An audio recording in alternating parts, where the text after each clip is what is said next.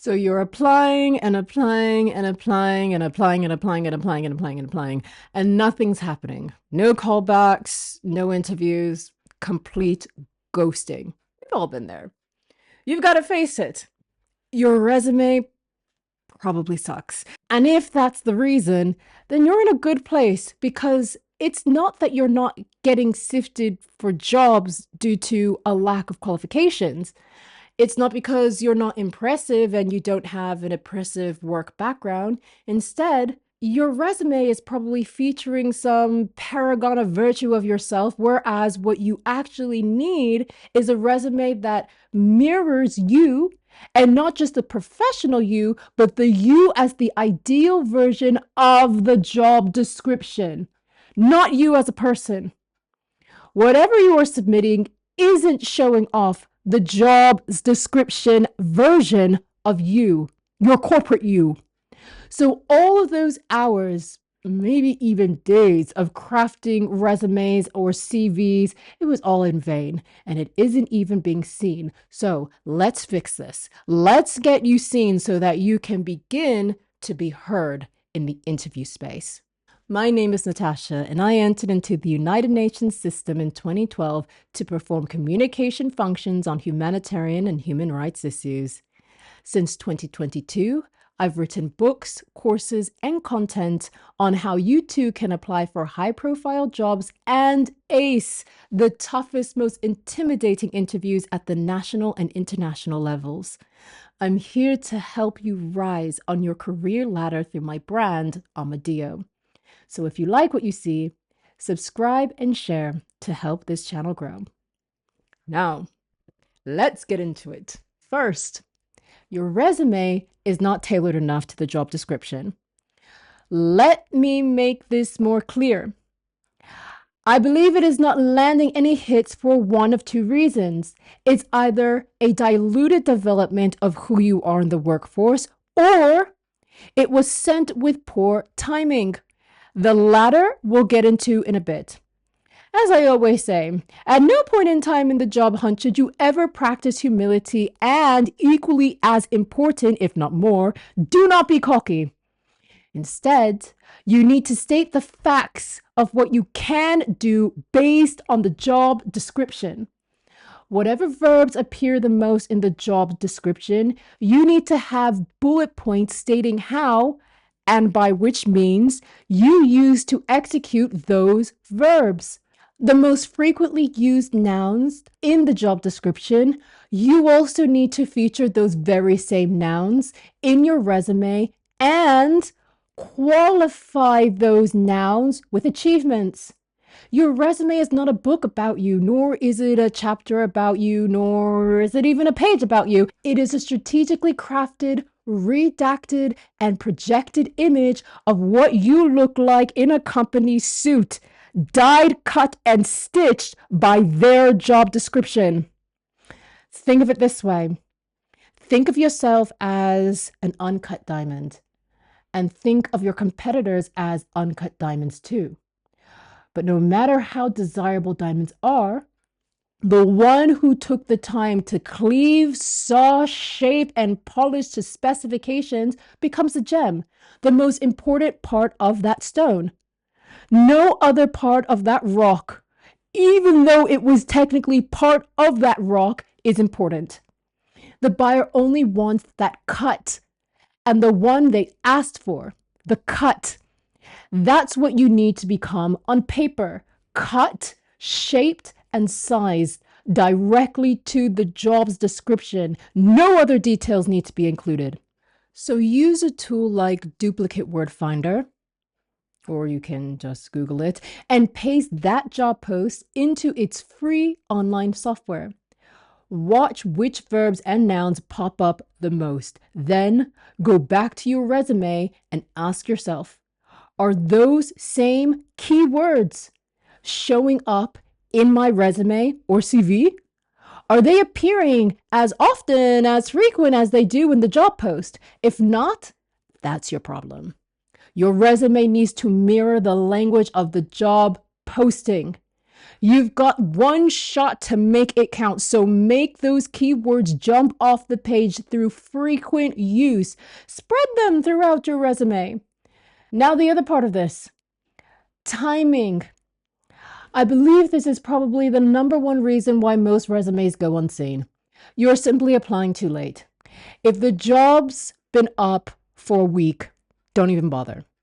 Set your LinkedIn search presets from most relevant to newest and only apply to jobs posted in the last 24 hours and ideally within 2 or 3 hours if it's going live.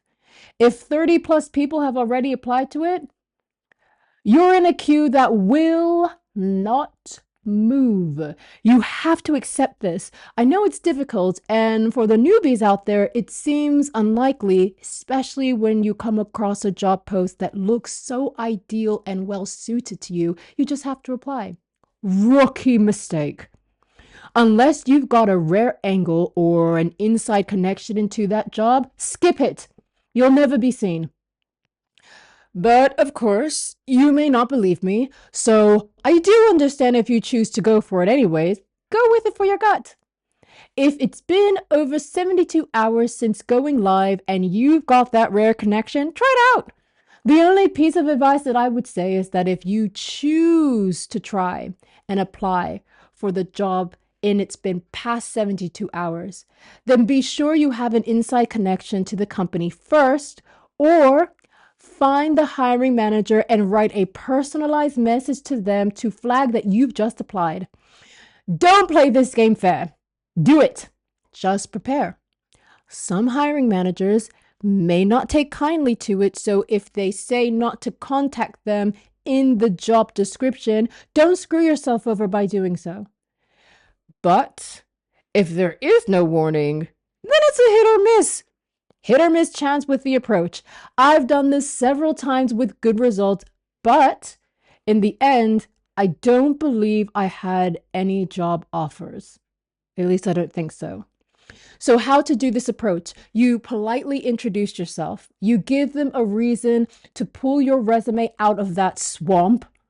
But even then, be realistic. This game is not about who's the most qualified in the applicant pool.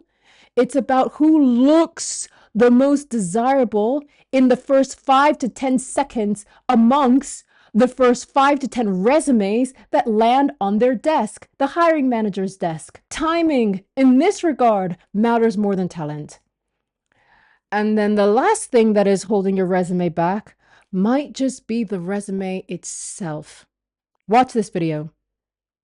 It just doesn't look classy or chic. Instead, it's probably a bit dead or boring or difficult to read and navigate. This, however, usually comes after a sift for resumes that have been completed, after ATS makes its selection and the hiring manager gets a hold of a batch of about 5 to 10 candidates to consider. A poorly designed or poorly crafted resume will have the hiring managers pass over you onto another more polished presentation. Your formatting may be off or unbalanced. Your font may be amateurish. There's no hierarchy to your CV's information, or there's spelling errors. I once had a colleague who asked for my thoughts on if she should toss a candidate out of consideration because there was a typo, one typo in the cover letter. My heart broke. I saw the many me's from my past busting out batches of CV to as many job postings as I could manage at 19, 20, 22, 25, trying to get ahead, only later to find out through some kind of CV update that I had a spelling error, or autocorrect corrected something incorrectly, or a keystroke added an error by poor accuracy in my speed typing. The ambassador never saw that candidate's credential, and all of their work, whatever they did up until that point to even get sifted for a post like that at the United Nations, gone. Gone, just lost to the wind. Gone in vain. Was my colleague wrong or right to do what she did? The truth behind that question is that it doesn't even matter. What does matter is that a typo kept a candidate from a job they had wanted. That's a fact, and the candidate's new reality. Not only will poor design keep you from the contract, but also a resume that is in effect a carbon copy of another's. In essence, the terrible reality of using ChatGPT to generate resumes. And worse still, if your competition has a cleaner, sharper, and more chic looking resume coupled with excellent performance, my betting for that job contract is on the chic. The content is solid and the design sells it. Does yours?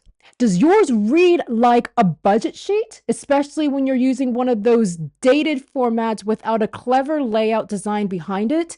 If your competition has modernized and stylized their resume to capture the eyes of even the most discerning hiring managers, then once again, that is a problem, and it's a problem for you. Thankfully, it is also a very fixable problem.